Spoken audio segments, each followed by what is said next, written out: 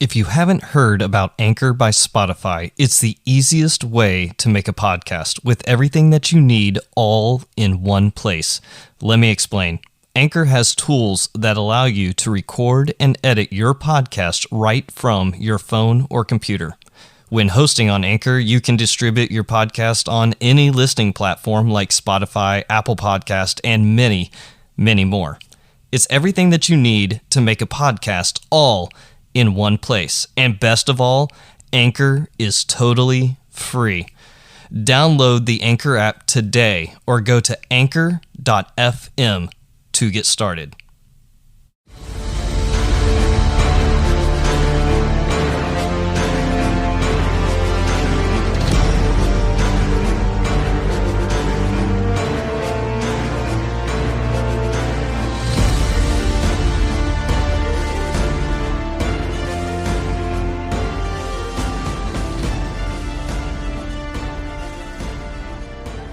Welcome to the Wartime Leadership Podcast, where we explore what spiritual resiliency looks like from different perspectives.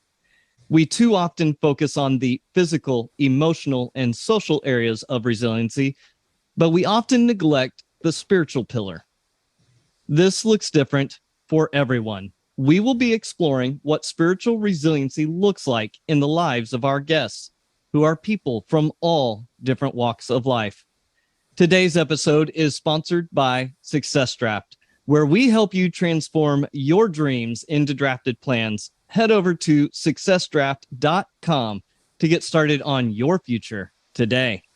This episode's guest is one that I have been trying hard to have on, but it just seems like, like ships in the night, just kind of passing one another. And there it was, the first night we were having this big, huge storm come through, lightning's crashing and everything. And I was like, well, this is the perfect night to have this person. She is a retired member of the U.S. Coast Guard and is now an author of the appropriately titled book, The Hurricane Within. Ashlee Leppert, how are you today? Hey, Nathan, I'm awesome. Thank you so much for having me on. Finally, right? We finally connected. Yes, it was like time after, what is this? This is third time, actually. So third time's the charm. That's right. As the saying goes. Hey, well, it's perfect. So you know what? We're going to start off easy. We're going to start off with 5 simple questions brought to you by successdraft.com. Which country is one that you wish to visit most of all? Ooh, man, that's a loaded one because I love traveling and exploring. So I think I have like a 20 country list, but I will hone it into probably top 2 would be Israel, and the second one probably Germany. I would love to go explore Europe quite a bit, and as well as Israel, of course, the Holy Land. Would love to walk and be in those places where Jesus was. Oh, absolutely. In fact, that is going to be my retirement gift to my wife, is a trip to Israel. So I've been to Germany. What town in Germany are you looking at specifically? I would say near Wiesbaden. I believe I'm pronouncing that correct, but my husband was stationed there. His name is Nate also, so hey, but perfect. He's pretty cool. But yeah, he rants and raves about Germany, and being that I'm like, I think 99.9% German, I'd love to go and sort of explore a little bit of my own culture as well. Oh, absolutely. Wiesbaden is in one of the most beautiful portions of the country. Well, actually, okay, the entire country of Germany. Okay, all of Europe. We'll just say all of Europe is beautiful. Beautiful people, beautiful mountains, everything. All right, what is the best movie of all time? Wow, I'll throw in my little Coast Guard pun here, but being, The Guardian, hello, if you haven't watched it. Oh, my goodness. No, I'm kidding. Actually, they did a pretty good job, minus the Hollywood theatrics that they have to throw in there. But I actually really liked The Guardian, all jokes aside. It portrayed Coast Guard Rescue Swimmer School pretty well. But I would say... going back to the old school tried and true, I love Step Brothers. It's hilarious, and I can actually quote a lot of that movie. It's pretty funny. It's actually funny. We just ripped the island out in our kitchen, and I was like, oh my gosh, there's so much room for activities. And my child looked at me and went, what? And I was like, nothing. You're like, one day you'll know. One day, child, we'll bring you in on that. All right. Well, I actually am a huge fan of the Guardian as well. I heard that there was some issues with the uniforms that they were wearing, I guess. Yeah, I mean, there's, like I said, there's little bits and pieces of Hollywood that they didn't get right in that aspect. But yeah, I think for the most part, everything was pretty spot on with the training. And, you just laugh because you're like, oh, Ashton, you're doing it wrong, but that's okay. He tried. It's okay because he broke all the records. All right. What is one thing that you find repulsive? The media. I mean, where do I begin? I mean, like that every single day I have to really try hard just to drown out the noise of the propagandish media. So I sort of just like to have my TV off most of the days. Or I'm a big fan of cooking shows, nature shows, sports. I can do all that, but anything outside of that kind of that's getting too much for me to handle these days. Yeah, and I think that they tried to change our mindset so much, but they do such a horrible job about it. I remember when the media was just kind of this, this middle of the ground, and people actually did what's it called? Oh, the news. Yeah, they reported on facts. Yeah, that sort of doesn't happen anymore. Facts. What are? Oh, anyways. All right. Favorite superhero?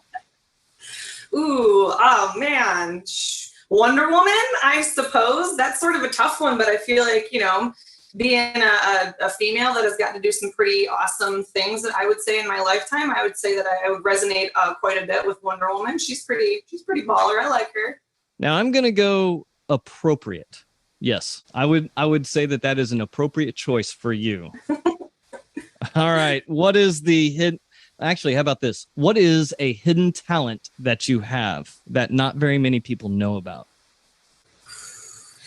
Well, I don't know that it's very hidden, but I've been playing golf for about 15 years, and I just now, and I'm talking within the past 6 months, I've just now gotten decent enough to keep up with my husband. So not a lot of people would look at me and think that I'm really into sports, let alone golf, but I absolutely love golfing, and somehow I've managed to hone in my skill, which you ask anybody who's an athlete, it's probably one of the hardest sports to learn. So I'm pretty proud of that, actually. Yeah, I've pretty well given up on trying to learn golf. I have the worst slice ever. I went to Top Golf and I started hitting, and they had to pull me back. They're like, yeah, you can't play.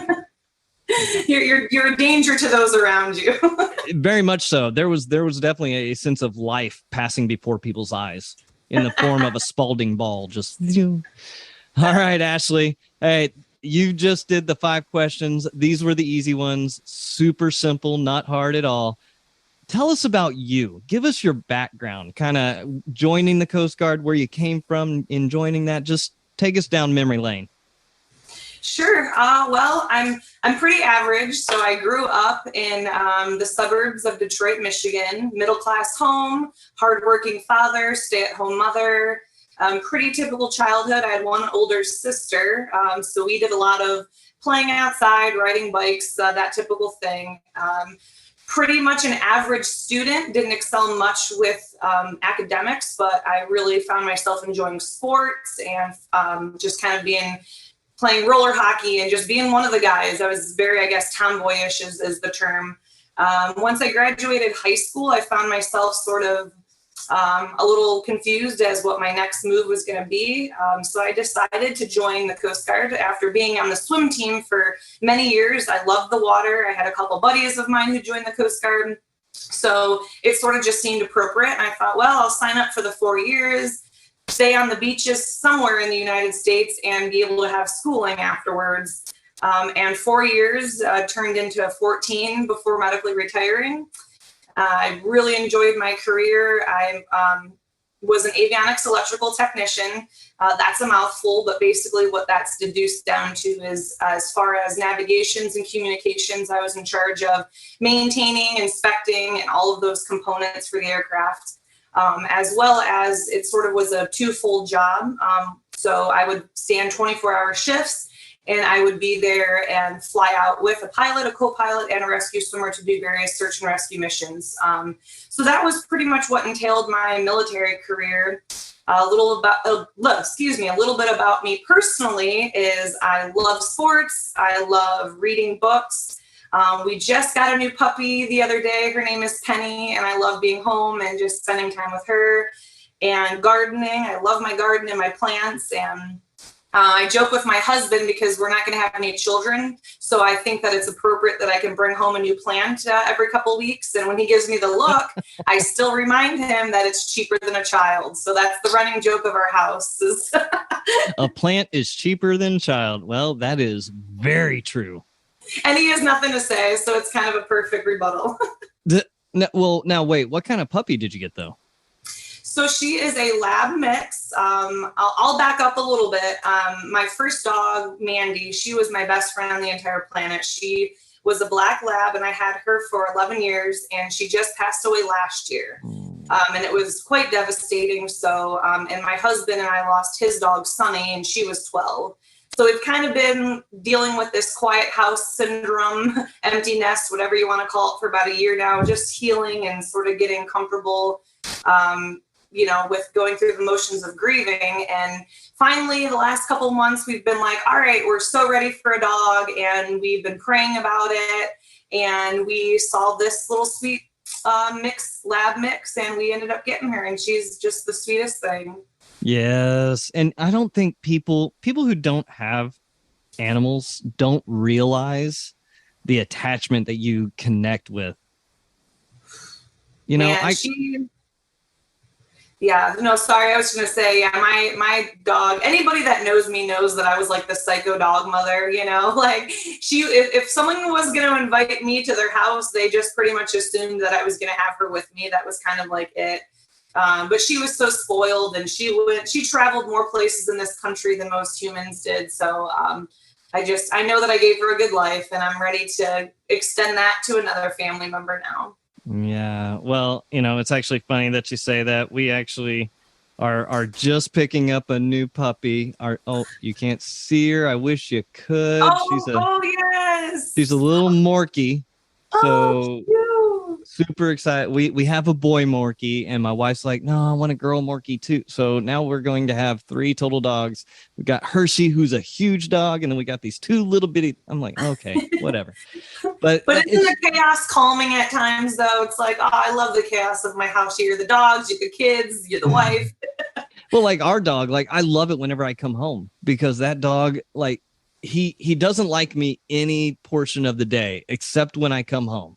Like when I come home, he like comes over to me. He's like, okay, you may pet me for about 2 minutes, and then that's it. You're done. No more.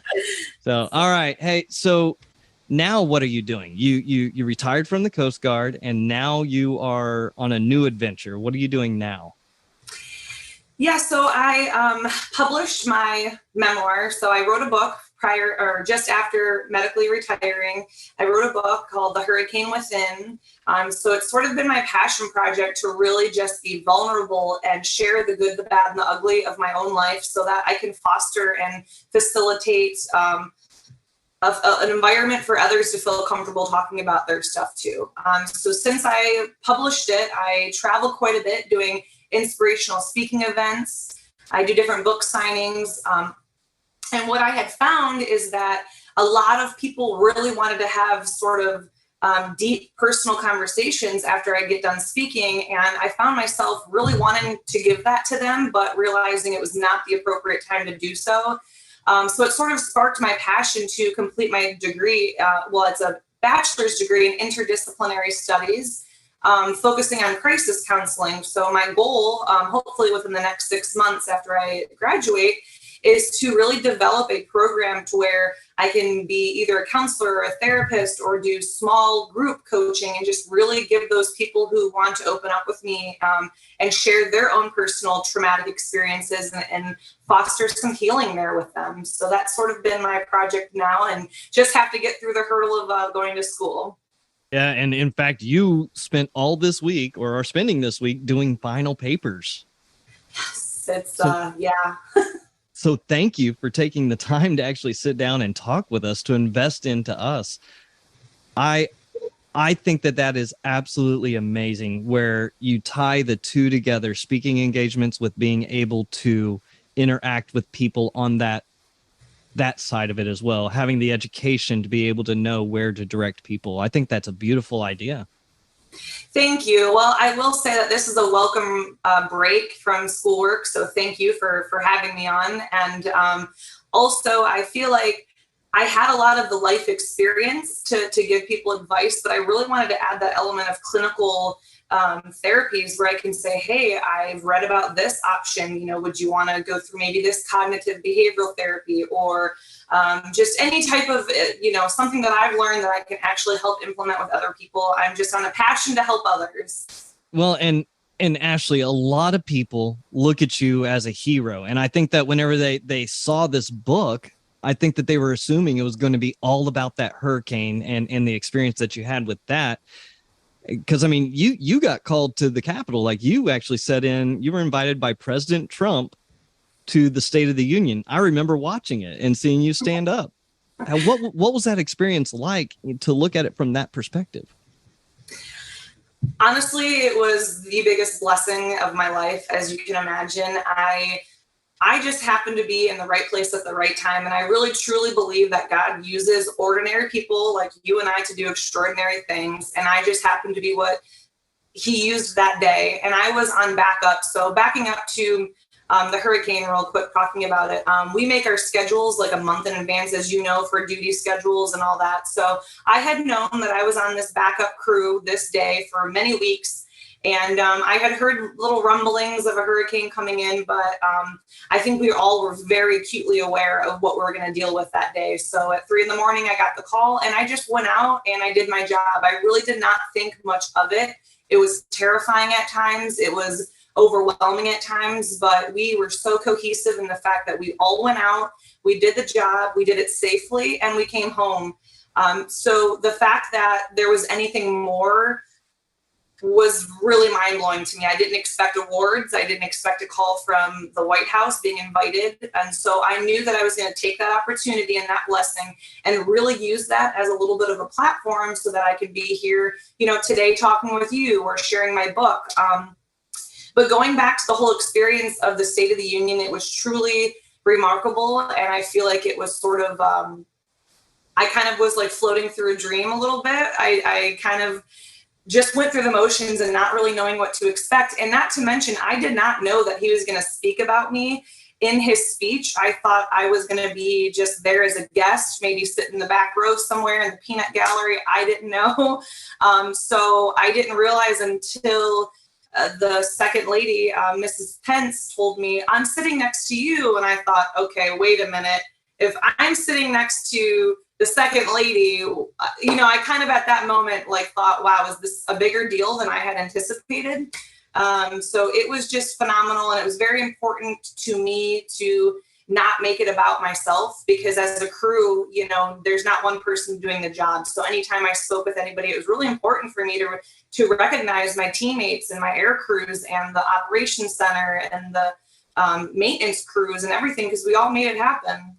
Well, and I think so many people remember Hurricane Harvey and when it hit and the destructive winds that it brought and what it did to that area, that when we think about people like you and your crew members that went into that storm to rescue and to start pulling out individuals, that's a huge thing, because I think people forget about the Coast Guard until there's a hurricane or a national natural disaster where you all are called in at a moment's notice. That's so true. And I think that was also a motivating factor for me also to share my story. I thought, well, maybe people might not resonate with any of my personal stories. They might not even resonate with the hurricane rescues, but at least they can walk away having a better understanding what Coast Guard is, and particularly the aviation sector, which is an even smaller part of what we do. So I think a lot of people mainly reach out to me and just say, wow, I had no idea that the Coast Guard did this, and I had no idea that's what you did. And so just hearing that alone has really validated, the reasonings behind why I shared my story. And within that world, I know the Coast Guard world a little bit better than most airmen, because of the fact that I have 2 Coast Guard students every single class come through the Airman Leadership School, where I get the honor of being the commandant for. we instill leadership skills and to really refine what's there. With your crew coming from a young Coast Guardsman all the way up through as an E5, what was your leadership style as you developed through that time period? Well, I'll say starting off in my early Coast Guard career, I had a lot of very bad leaders and I had a lot of very good leaders. And I think I learned the most from the bad leaders. I learned what I did not want to be when I got into a position of leadership. So I personally, and I'm far from perfect, you know, I think a lot of people that have been under my wing that I've trained will, you know, probably tell you 20 or 30 things that I did wrong. But I will tell you the most impactful thing that I felt has been the core of my leadership dynamic is leading by example. And if you're willing to, no matter what rank you are, if you're willing to go out there and pick up a mop and go mop the hangar deck, or if you're willing to do that crappy fuel job when that jet comes back late at night, or whatever the case may be, if you're willing to do that and people see that and you ask them to do a task, they're going to know, wow, she's not just asking me to do this because she's being lazy or she doesn't want to. She's done it. I've seen her do it. And so they're more willing to work hard for somebody who works hard and leads by example. So I think that's what I tried to portray. And I think also being compassionate, but also being a firm leader, saying, hey, I understand that there's scenarios that may come up, but also setting healthy boundaries of what you're willing to bend on and what you're not willing to bend on in your maintenance shop or wherever you're leading. So I think those two components really helped me and helped hopefully instill some same knowledge into future leaders that I helped raise. Yeah. And, you know, speaking of that, the chiefs, senior chiefs, master chiefs that I have interacted with, you see more of that style in the good ones whenever you look across. And I remember going, I went to Boatsman's Bay board where they actually put the members through, and I was invited to come sit in. After we were done, like, they didn't ask these E5s, E6s to put up anything. Like, the chiefs were up mopping, sweeping the floor, putting up the chairs and stuff. And I'm just like, this is absolutely amazing. Because then what happened? Then the E5s, the E6s joined in and started doing it. It's a great leadership style to see. I couldn't agree more. And I think intrinsically that when you see all your chiefs and your first classes or whatever doing that, intrinsically it makes you be like, oh, wow, I can't just sit here, you know, and watch them do that. Like, I'm only an airman or whatever. Let me get up and, you know, hey, chief, let me take that for you or whatever. And then, you know, it's kind of you don't even have to ask sometimes. You just lead and then you show others, hey, maybe you should be helping out too. Absolutely. All right. So let's get into the real meat of what this podcast is about. Define for us your definition of spiritual resilience. I would say spiritual resiliency is a dynamic term for me that encompasses being obedient to God and trusting that He has a plan. I think I'm a little bit of a control freak. I'll be the first to admit that. And so just being obedient and just laying down what I think I should be doing and saying, you know what, God, I trust you, not because some holy Bible that I read tells me to, but because I see you working most when I'm obedient and I just trust you. So I would say obedience, faith, but faith without works is nothing. As you know, in the Bible, it says faith without works is nothing. So you can have all the faith in the world, but if you're not acting on that faith, it's really pointless. And I would say that the last thing is probably just getting into the word. There's so many times where people talk about spirituality and their beliefs, and I love talking with people of different religions and different backgrounds. But I always chuckle sometimes when people say, oh, I'm not a Christian, I don't believe in God. And I said, well, have you read His word? Have you read the Bible? Have you tried to understand it? No. And I'm like, so how do you reject something that you haven't even learned about? So for me, spiritual resiliency is a little bit of everything: knowledge, understanding what, you know, the Bible says about us and what His great plan is for us, and then also obedience, and then just having faith, but faith with works, not just talking about it, but acting upon that. Yeah, absolutely. And that's really important. And I love that aspect. So then how do you build spiritual resiliency within yourself? Pray without ceasing. Honestly, I've been through probably a pretty tough couple of years. I lost my mom, I lost my dog. I've been through quite a lot in my life, and people take notice when you can go through trials of a huge variety and you come out on the other side still smiling, still praising God, still living an abundant and happy life. And it makes people wonder, wow, how is this possible? And quite frankly, it's praying. You know, he asks us, God says, leave it at the cross, pray to me, let me handle your battles, let me handle your feelings. And there's no more beautiful thing on the planet than saying, okay, God, you know what? I'm going through this. I'm having a hard time, but I'm going to obey you. I'm going to listen to what you say and leave it with you. And then you wake up the next day and you're like, wow, I feel refreshed. Or, wow, God, I see God handling that thing that I had been praying about. That's just very important for me, is just to continually pray. Even when you don't see God working, continue to pray, because I promise you, he is working behind those scenes. Okay. And you said that you're married, you have your husband, you have your dog, kids. How do you build spiritual resiliency within your family, your immediate family? For me, again, it's putting God first. Everything we do, we pray about it. If we're making a big decision, we pray about it. We go to church and we learn about God. And just to mention this, I feel like it might be important for your listeners, but I was never raised with any type of forceful religion. I was never forced to go to church. I was never forced to believe anything. So I, thank God, actually had the luxury of finding my spirituality within, Jesus Christ on my own. And so for me, that makes my testimony that much more powerful, because it's not like, oh, well, you're just doing, what you were forced to do because you were young. No, I unfolded this amazing experience and relationship on my own. And so implementing that within my household is extremely important. I mean, my husband's a Christian. We pray about everything. We go to church, and we're far from perfect. But that's the beauty of it, is we can overcome things, I feel like, a lot better, because God says, a 3-cord strand, you have your husband, you have your wife, and then you have Jesus. And when you have that protection of Jesus in your marriage, it truly is a game changer. And you as a couple can get through situations, I feel like, a lot easier, from what I've experienced anyway. Okay. So you mentioned that you enjoy having those conversations with people of different faith, different denomination, different belief systems. I know that you've worked on teams a good amount of your career, and in those teams, there was more than likely different beliefs. So how do you ensure that your team is spiritually resilient? I think first and foremost, also what it talks about in the Bible, he says the greatest of these is love.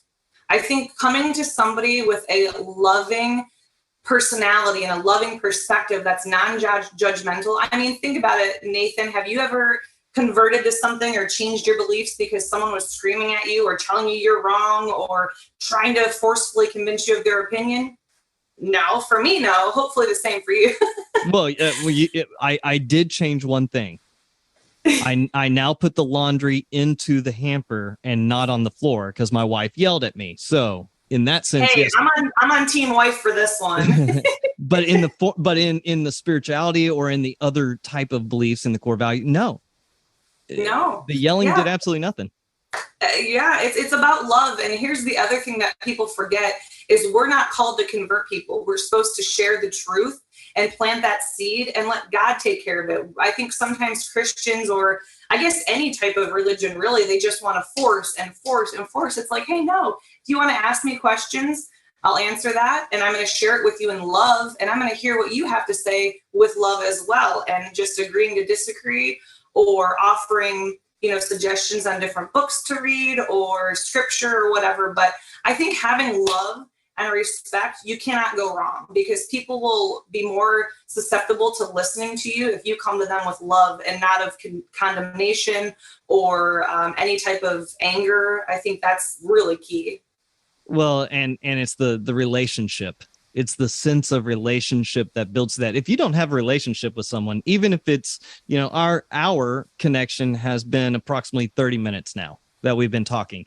This is longer of a relationship where now we can start to have these conversations because we know how comfortable the other person is with talking about what we're talking about. But if you're just yelling to yell or just talking to talk because you disagree with someone, you're not opening up the door for anything. Oh, I couldn't agree more. Yeah. And it's about trying to understand somebody too. I mean, you can't just say, well, this is my beliefs. This is how I feel. You know, you should listen to me. It's, hey, let me get to know you. Where did you grow up? Tell me about your life. And like that way you can really try to put yourself in their perspective and really understand why they feel the way they do about certain things, or why maybe they pushed religion away. I mean, you really can't show love and compassion without really trying to understand somebody first. I think you're absolutely right. Yes. And I think that that's where a lot of people get pushed back to the idea of religion, the idea of even no religion. I think that that's where a lot of that comes from, is because they've been, Heismaned all of their life, and they don't want to have that. They just want to have meaningful conversation. I'll tell you, episode 5 with Jeff Johnston, one of the greatest conversations I had with somebody, just he and I going back and forth, and he's agnostic. But we had a great conversation. That's right. And hopefully something that you said may resonate in him, for him to maybe consider, well, you know what? I talked to Nate the other day and that was some awesome stuff. I'm going to look into it. And maybe not, but that's okay. You know, having a great conversation and being respectful is huge.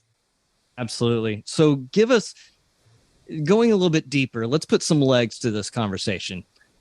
Give us a situation, a time, something that you went through, maybe the hurricane, maybe, whatever it was in your personal life coming up, that you had to rely on spiritual resilience to get through. What did it look like?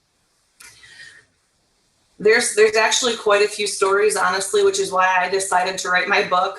The second book that I'm going to be working on, we'll talk a lot more about this story.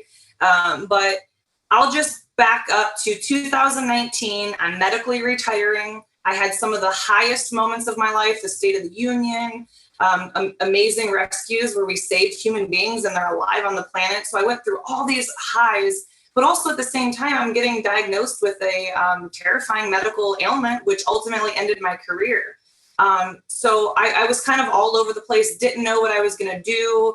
I thought I was going to have 6 more years of active duty time. So here I am. I'm like, okay, well, I'm going to buy a big truck and I'm going to buy a 5th wheel and I'm going to travel all over the country and just kind of figure out, what am I going to do with my life? So me and my dog, Mandy, never drove a 5th wheel in my life, but here we go. We're going on a cross country road trip. And on this road trip, I found myself sort of, to be honest with you, sort of angry at God. My whole life I was trying to be a martyr for God and try to share his goodness. And I sort of felt in that moment, despite all the beautiful things and the blessings that I had just went through, I still felt like, what am I doing? I felt lost. I felt a little abandoned. I felt a little betrayed. And I'm sure we all have been there before. So what I sort of did is I said, you know what, Lord, I've been doing it my way for all this time, and things really haven't been panning out for me as far as a relationship or different things in my life. So you know what? I'm going to give it to you, God. I'm going to go on this trip and I'm going to trust in you. And I know that you're not going to tell me to stop until you have me where you want me to be. And again, I can't make this up. I know some people listening might think I'm crazy, but this is the God's honest truth. So there I am traveling. I'm going through some health issues. I'm dealing with double vision. I mean, and on a road trip, how terrifying that you have vision issues. So I'd have to stop for extended amounts of time and just allow myself to heal. And finally, I get to Montana. It's the summertime. It's beautiful in Montana. And I pull up to these mountains and I felt the Lord speak to me and he said, "Rest here, my child." And I thought, wow, okay, cool, God. Like, here I am in the mountains of Montana. Like, I'm not mad about this decision. Like, sure, I'll listen to you. I basically told you I wasn't going to stop until I heard you speak and tell me where to stop. And here you are speaking to me. So I'll listen. And long story short, I won't give everything away, but I met my husband a week later after being there. And he had just retired out of Florida and was on a road trip up to Montana to see his family. So here we are, 2 military retirees in Montana meeting. We go on a golf date. Out of all dates, we go, play 18 holes of golf, and truly the rest is history. So that was one time in my life where I really had to rely on God and say, you know what, I trust you with my future. I trust you with my plans. So just guide me. Wow. And it took you across country to meet your husband in a very far away location of Wyoming. I know. Yeah, Montana, it was definitely crazy. And we talk about that all the time, like, because he had been praying too. He was actually supposed to take a contracting job to go over to Abu Dhabi. And so he had been praying about it and praying about it. And, you know, God showed him a different plan than what he had destined for him as well. So it's a truly beautiful thing that when you can really surrender what you think your life should look like and let God lead you. I mean, the blessings that have come since then have been truly just remarkable. Absolutely. And I can't believe I actually messed up that whole conversation with saying the wrong location. But that whole area is absolutely amazing. Like, you can just see fingerprints of God throughout the entirety of that region. You're so right. 100%. That's absolutely amazing. And then you wrote The Hurricane Within, but you said something that I kind of caught there. A second book? Yes. So at the end of my book, my first book, there was a lot of uncertainty. Didn't really know how to make an official closing because I didn't know what the end of the story was going to. Reached out and said, hey, what are you doing now? What's happening? So I feel like I owe it to myself and to my readers to continue sharing about my personal testimony and just keep planting those seeds of faith and inspiring people, especially nowadays. I mean, we can look around and see like we need some inspiration in this world. And if I can be a little glimmer of hope to just one person with sharing my story, then it's all worth it. And I think that's absolutely amazing to turn your own story into a light for others to be able to follow to, you know, as they navigate through some of the darkest portions of life. That there's nothing better than that feeling of that connectiveness with people through that. So tell us about The Hurricane Within. Just give us I know you've said little parts at a time, but just give us the deep dive into what it was that brought you to it. So you want me to talk about my book in general or the actual hurricane? You tell us whatever you want to tell us. Okay. All right. Well, maybe I'll touch on a little bit of both. Okay. So my book truly encompasses sort of half personal stories. I drop a lot of bombs about some significant traumatic events that I went through in my life. And I also talk about my health and trying to understand what was going wrong with me as I'm out there literally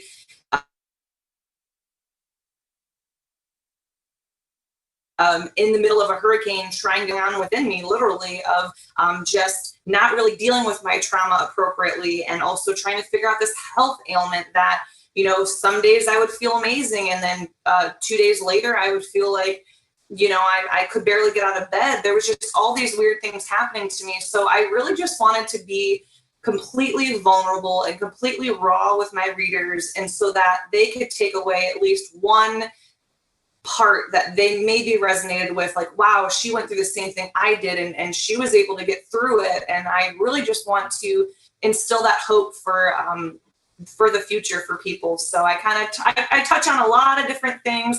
Some of my extreme hurricane rescues, I talk vividly about that, and I've gotten a lot of feedback that people say that they feel like they're right alongside, and so that's exactly what I wanted. Well, I absolutely 100% love the cover. The cover art that you had done for it it really does sum up who you are as a person. Thank you. Thank you. Well, Rodney Miles was my cover designer. He did a phenomenal job. He does a lot of work doing creative work for other people's books. And for me, I wanted that big cross on the front of the cover because everything I'm doing isn't about Ashlee Leppert. You know, I make that very clear. Like, yes, it's my story, but I want to bring glory to God. It's really not about me. I want people to understand just how he can move in their life. So having that big old cross on the front, and there's a significant story inside, which you will read about, where I talk about that cross. See, I love how you do that, Ashlee. I love how you do that. You know what? We will have a link in the description below for people to go and purchase the book. So we're looking forward to that.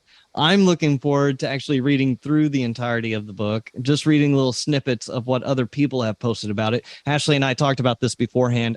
I don't research individuals too much going into an interview, just simply because I want to be excited, just like you all, when you hear the stories, when you hear about what's coming on. I want you all to feel my emotion just as much as the first time for somebody. So, Ashlee, what books? Because I know you said that you have multiple books that you would recommend to individuals to read. So I actually am not a writer. I loathe writing, if I'm being honest with you, but I love reading. Reading is my favorite. So I have a plethora of books. I finally transitioned to a Kindle. I've been like a hardcore, paperback book reader forever, but I'm transitioning to my Kindle, which I love to. Anyways, I digress. So a couple of my favorite ones, obviously, I'm going to recommend the Holy Bible. Reading that and hearing God's story and purpose and plan and redemption for his people is truly a beautiful, remarkable story. Also, another really good one that was a game changer for me personally was called Winning the War on Your Mind. It's by Craig Groeschel. Because I, and probably most people, we fail to realize just how powerful our brain is and our thoughts are, and that our thoughts predict our future. What we think about predicts what we're actually going to do. So Winning the War on Your Mind really helped me understand just how positive or destructive my thoughts could be, that words have life or death. So that book was a game changer for me. And I think those two are probably my favorite. And what was the story or the quote? Because I know beforehand you looked up a quote and you were going to have it ready. So what was the quote that you had for us? Okay, well, I have quite a few, but here I'll scroll to my favorite one here. So it's just one of my favorite Bible quotes. I know, surprise, surprise, here I am with the Bible quote, but I just love it, and it just gives me such hope. And I feel like any time that I've had a depressive day or a moment where I feel like I'm facing an obstacle that I can't get through, this quote really just helps just lower my stress. It's Isaiah 40:31. But they who wait for the Lord shall renew their strength. They shall mount up with wings like eagles. They shall run and not be weary, and they shall walk and not faint. And again, that's Isaiah 40:31. That's also the quote for my chapter 13 in my book. I felt like it was a pretty perfect quote for that chapter. Wow. Just absolutely wow. Ashlee, we are blessed that you took the time to invest into us, to be able to take just a little bit of time out of your day to talk us through what it looks like, what that experience was for you, for your spiritual resiliency to be on display, and what that moment looked like for you. Do you have any final parting words for our listeners? Well, first, I want to thank you very much for having me on. Again, it's a true honor to be able to share my story on your platform. So thank you for helping spread the word about my story. Also, I have a website. It's ashleeleppert.com. And I want to encourage anybody who listened today and feels like they want to reach out and talk with me more. I want to extend that level of communication on there. There's an email for you to be able to reach out and really talk with me on a deeper level if that's something that you're interested in. So that's really, I guess, the final thought that I wanted to share is I don't want my communication with the people that I love and want to serve to end just with this podcast. Absolutely. And we will have the link to that in the description, as well as the link to both of the book recommendations and, of course, The Hurricane Within. Thank you, Ashlee, for joining us today. Today's episode is only possible because of my friend and producer, G. Frazier, with 369sounddesign.com.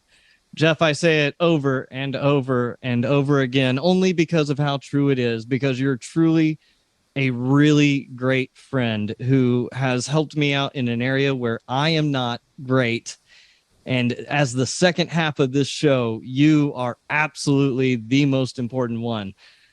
We are blessed by the entire team here at the Wartime Leadership Podcast. We will see you next week. Be blessed.